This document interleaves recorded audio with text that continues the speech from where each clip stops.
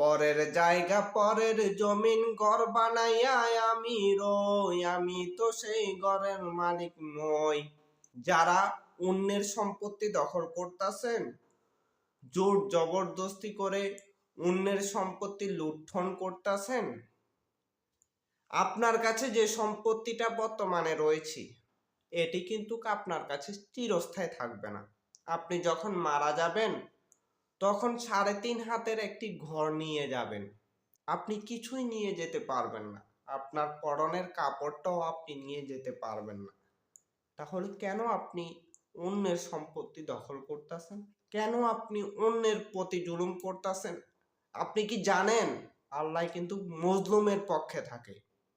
আপনি যে জুলুমবাজ, আপনার পক্ষে কিন্তু আল্লাহ থাকবে না। আর আপনি যে অবৈধ কাজগুলো করে এই সম্পত্তিগুলো দখল করতেছেন, আল্লাহ কিন্তু আপনাকে ছাড় দেবে না। আল্লাহ ছাড় দে, ছেড়ে দে না। আপনি দেখেন, নমরুদেরও সম্পত্তি ছিল, ফেরাউনেরও সম্পত্তি ছিল। আপনি দেখেন আমাদের দেশের কথাটাই আপনি চিন্তা করেন, কিছুদিন পূর্বের কথাটাই আপনি চিন্তা করেন। তাই যারা অন্যের সম্পত্তির প্রতি লোভ লালসা বেশি, আপনার লোভটা কমিয়ে নেন।